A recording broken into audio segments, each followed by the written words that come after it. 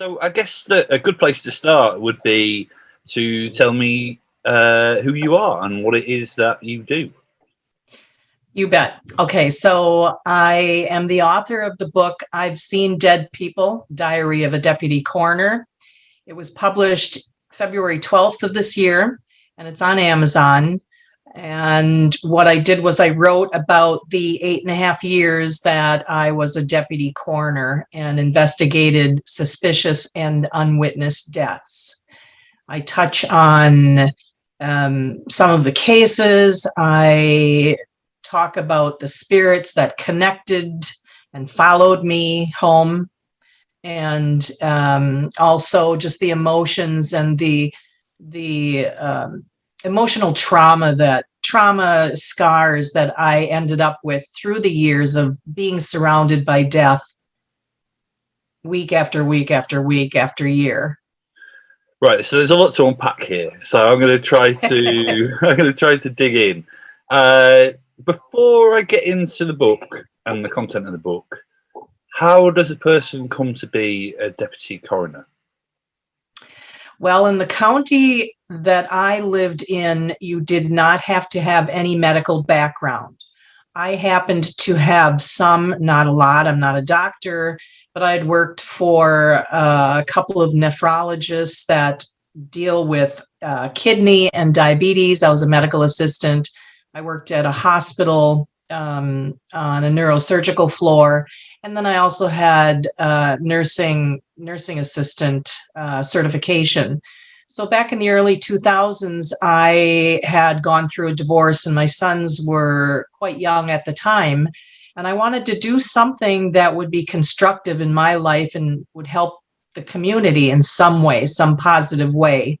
And so I had heard about a program or a team that was called, they were victim crisis responders. And what they did was they would, it would be on a volunteer basis, and they would go to calls ranging from death to domestic disputes, just any situation where the loved ones or the families needed some kind of emotional support. And it wasn't as involved as, social work or psychology. It was just more of a support, like giving teddy bears to the children, helping families to make phone calls for funeral homes or loved ones, family relations, to let them know what was going on, because they were so in the moment of the trauma and the grief of whatever the case was, the call was. So through that and through the deaths on some of those that I had responded to, I started to get to know one of the coroners in one of the counties. And I was always fascinated with forensics. I was frightened by death, but I was fascinated. And it seemed like many times on calls, someone, whether it was an officer, a police officer, or the coroner, would ask me if I could help them to physically remove the body. So they just needed one more body to help remove the body.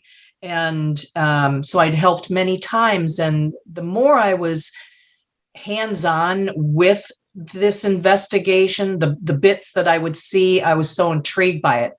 So at that point in time, he wasn't looking for a deputy, but about maybe 10 months later, I did get a phone call and he was considering hiring on another deputy. And if I'd be interested, he would have me follow along with him on most of the cases that he went on, see how I handled the situation, how I handled death, if I could, emotionally, physically, psychologically handle it, which I did. And then I was offered the position. I was sworn in, and then off I went with my body bags and supplies. What did your loved ones make of this career right turn? At the time, I don't think they really understood. Not that they didn't understand, but we actually didn't talk about it a lot. I think they kind of gave me the eyes like, can't believe you're doing this, Mom, but they were young enough at the time. Now, interestingly enough, once this book was published, my oldest son, who is now in his late 20s, said to me, "Oh my God, Mom, after reading this book, it all makes sense now. I didn't realize everything that you did. But now in reading this, it all makes sense because, the emotions of the up and down after dealing with death and coming home, you want to try to have some happiness in your life, and you don't want that grief to weigh you down in how your life is with your children and your family. So, but they could tell. And then, of course, with the spirits that would, they would see and witness also. It was like it all came with the package. So I'm really resisting jumping into the spirits thing because I feel like there's some general housekeeping to this conversation I kind of want to get to first. So for the benefit of the people who will be listening to this, I'm not letting the spirits thing go without asking more. I'm just asking some other things first. Bring it on. You said that you were scared of death before this. Yes. Mm-hmm. Are you still scared of death? No, not at all. When growing up, I was raised, and I won't get into the religion part, but I was raised Catholic. And, when you die, you go to heaven. Spirit scared me. I didn't watch horror films. I think the last one I watched was The Exorcist, and you know how old that is. So, yeah. And that was enough. I mean, it scared me.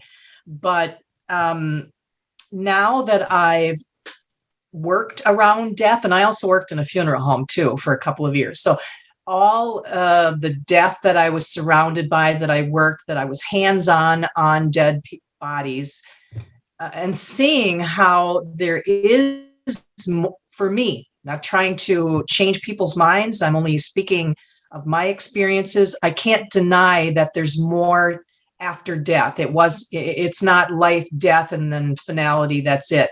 I think our souls and the energy just continues on. And I just witnessed too much to fear there's more. There's so much more. And I'm not afraid of death at all. No. Okay, I can't resist anymore.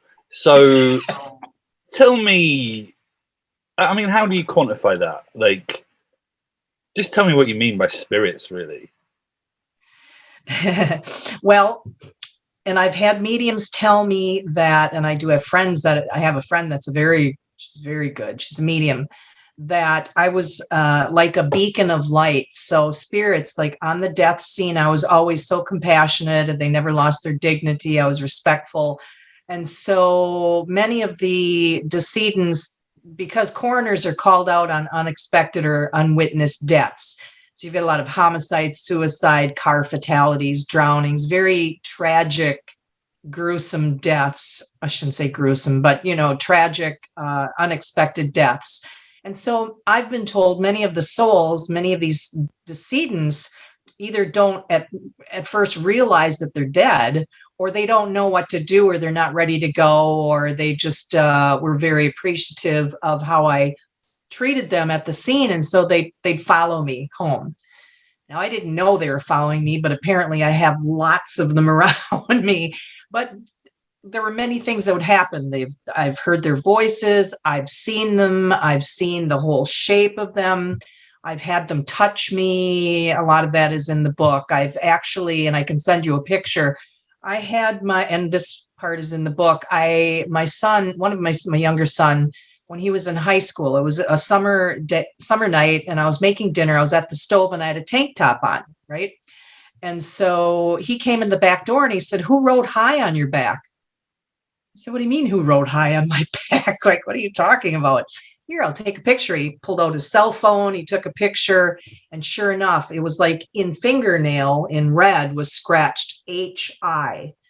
So lots of orbs I've had where they've touched my head or my arm. They've messed with me. Music has started playing. Lights go off. Things move. At least I didn't move them, and they've moved. I mean, I haven't seen where I'm not watching something, an object move, but just lots of little strange things. I had 2 months ago, I was in my car, and I was backing up out of a parking lot, and a rotary phone, by myself, a rotary phone started ringing. Do you remember the rotary phones, right? How they sound, the ring, ring, ring, ring. And I put it in park, and I turned and looked in the back seat, and I knew, my brain knew I didn't have a rotary phone in there, but it was just the oddest thing. And I looked back, because my mom had passed away a year and a half ago. And so and my dad has passed. And they had a condo, which I'd had a lot of their personal things, but I didn't have them in the car at the time. So at first I also thought, well, maybe there's a box back there. And again, my irrational thinking, there was nothing back there. So I thought, oh, okay. So I looked forward again, put it in drive, started to move out of the parking lot, and that phone started ringing again. I put it in park. I looked back and I just thought, somebody's trying to connect with me. Hi. Off I went. Did you have what you might describe as supernatural experience before you took this job? I always had a lot of feelings like, oh, this is a deja vu. I know I've done this before. This feels so familiar, but not to the extent of what I experience now and have in the years since I started working as a deputy coroner. I'm no longer a deputy coroner since 2015, but I think that I'm just more aware and attuned to my surroundings. And prior to not, and maybe they were there around me and I just didn't notice, or I tried to shut it out, the blinders, Yeah, no, I think something that I'm interested in about what you did for a living is that I'll be totally honest, so I have obsessive compulsive disorder. One of my first obsessions when I was very young was death, which I think is, fairly normal for a person, but I know that I obsessed about it with an intensity that I don't think is normal. And as I've got older, I've had to do quite a lot of work to not be so crippled by that fear. One of the things I often remind myself is that, almost like the only thing I can imagine worse than dying is never dying. I think about that all the time. I've been very ill in my life, and I can understand why some people don't want to live anymore, and so on. I think that what I imagine from doing your job is that it must give you a degree of trauma, because you are presented by finality and tragedy and loss of life. But does that not explain the things that you have felt, as opposed to it being supernatural? One would think that, but because my sons have also experienced and witnessed the spirits, I can't deny that. Sure, people would probably think, well, it's all that trauma. She's thinking she's fabricating and it's not happening. But how do you deny that it's happening when your sons are also seeing these spirits, and not all, they're in the house at different times?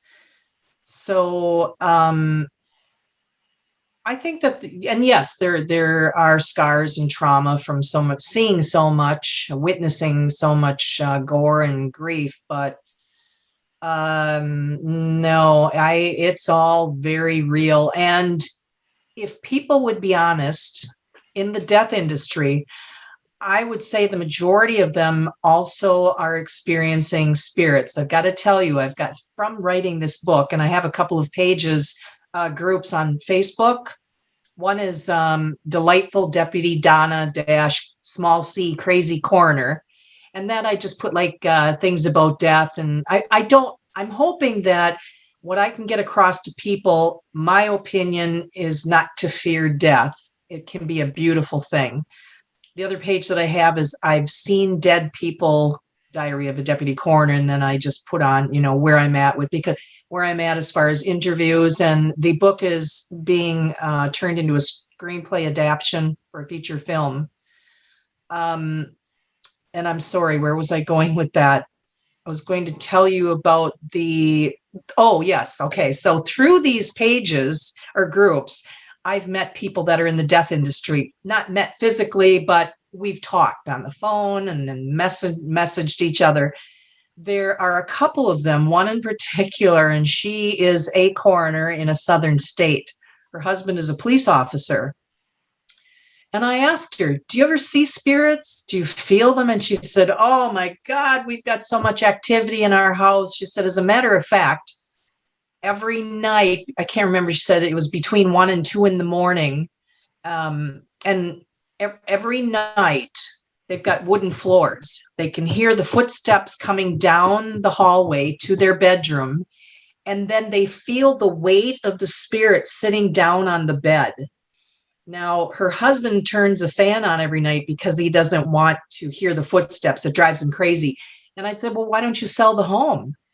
And she said, well, because it was in her husband's family. It's like it was his great grandparents and then handed down to the grandparents and then the parents. And now he owns it. So there's so many generations and so many memories. He doesn't know if it's family or if it's one of them that brought a spirit home. So it's interesting how people are coming forward and they're telling me, oh yeah. And then there's a forensic technician. As a matter of fact, he's in your part of the world. And he also through reading my book, reached out and said that, oh yeah, I mean, things fly off the shelves in the morgue all the time. I worked in a funeral home. There's many funeral directors. They'll put lavender. One of them was saying they put lavender around the sills because it helps with trying to keep the spirits at bay. And in the couple of years that I worked at the funeral home, one day I was walking through and the owner of the funeral home was following behind me and she starts running. I could hear her footsteps because it's quiet in the funeral home, right? And I turned like, what's going on? And she said, oh my God, I have waited for 20 years to see this. Did you see that man? And I'm like, what man? What are you talking about? She said, the man, there was a spirit walking behind you. And she described what he was wearing. And then I went into the office because I was working as an office manager at the funeral home and also as a deputy coroner on weekends. So I was around death all the time. But this spirit had followed behind me and then turned off and went into one of the viewing rooms. There was another director that just recently told me, which I find interesting. I'm glad that she didn't tell me at the time, that she brought a friend in that connects with spirits into that same home, which is like 100 years old. It's been a funeral home for many, many years. And he went into one of the larger viewing rooms and he went up to one of the walls. And I guess he put his hands on the walls and he started shaking uncontrollably. And he said, I've got to get out of here. And he took off out of the funeral home. And he said he never wanted to go inside that home again. I was like, oh my God, I'm glad I didn't hear that back when I was working there, because you'd go in the morning and the voices would be going and I'd get to the point where if I was the only one and I was opening up and I'd say, okay, I'm not trying to harm anyone. I don't want to disturb you. I just want to go through the home here to my office. And I mean, it was constant. You could, and if you've ever smelled death, you can smell it as it comes into the room there. Once you've smelled it, it's so distinct. You just can never forget it. And I would have that even at home. That smell would come in and it might only be for a few seconds and then it would dissipate, but it's, I can't deny it. But I hope that you at some point don't fear death. I cared for my mom who passed away a year and a half ago. She moved in with me for almost 6 months. She was on hospice, but I was her caregiver. And so I watched her actively dying. I'd never been around anyone dying. I'd been around the dead, but not the dying. And it was actually an honor. It was a beautiful thing to experience. And watching her take her last breath it was beautiful. It's hard to imagine, but it was very peaceful. And she looked so peaceful then. Yeah, no, totally. I'm not sure really whether I have a fear of death like I did when I was younger. And like I say, because of the OCD, sometimes what would just be a natural fear is just amplified. So as I've got older, like I say, I've spent time with people who are very sick and I can see the relief of it. I guess when it comes to spirits, I'm someone who really wants to believe, and has had a few experiences that I don't really understand. But I also I think that because I have so much interest personally in uh, matters of neurology or mental illness or trauma or things that our brains can do that maybe we don't understand. I think that sometimes the explanations that I find kind of go there instead. But certainly, you spending so much time with the dead, I think that's a really interesting perspective. Why did you decide to write the book? Because we didn't have debriefing. And so it was all storing up in my brain, and it was starting to affect me. And so, the thing is, I had trained myself that when I would come back home after finishing a case, it's there, right? But it's like it took all that I had to try to push it out of my brain. And especially at night, if I was on call at night, and then you come home and you want to try to get a sleep between calls. And it was getting to the point where it's like, oh my God, I can't talk to my family about it. I'm not going to sit down and, over dinner and talk about all of this that I'm experiencing, and not as far as the spirits, but death itself. And so I thought maybe I would start writing. I'd write it down on paper, like my emotions and the emotions that I witnessed with the families that lost their loved ones through tragedy. And just by putting it down on paper through the years, it helped somewhat. I mean, I still had the scars. I could have gone to a therapist, but that would have been quite costly, So that's how. Do they provide any support for people who do your job? Do the organization that you worked for, do they provide any kind of support? Well, the thing is, with the deputies in my county, it was a part-time job. So with a part-time job, you don't have the health insurance. Now, health insurance is different here in the United States, right? So you're not offered the health insurance. They would offer, it's called EAP, Employee Assistance Program. And I think maybe you get like maybe it's 3 or 4 appointments or I want to say meetings, but appointments with someone that it's covered, but then the rest of it is out of pocket. And I didn't think that 3 of them would really do it, so I didn't want to start. Actually, I did at one point go to a therapist, and like you, he was very interested in the supernatural, and he had also experienced the evil entities, apparently, when he was younger, the home that he was raised in and that he grew up in. And so he wanted to hear from other people that had been around death and that were experiencing spirits. And I thought, oh my God, he's going to be perfect for me, because he can help me to try to heal what I am trying to process myself with all the death and the gore. And then we can talk about the spirits. And he has also witnessed, so maybe that's going to help me as well to understand and accept and not ever be afraid. But I went to him 3 times, and after the 3rd time, it was like, he said, well, you do have PTSD, and perhaps you could try. And he was mentioning all of these different, it's some rapid eye movement thing that they do, some kind of therapy.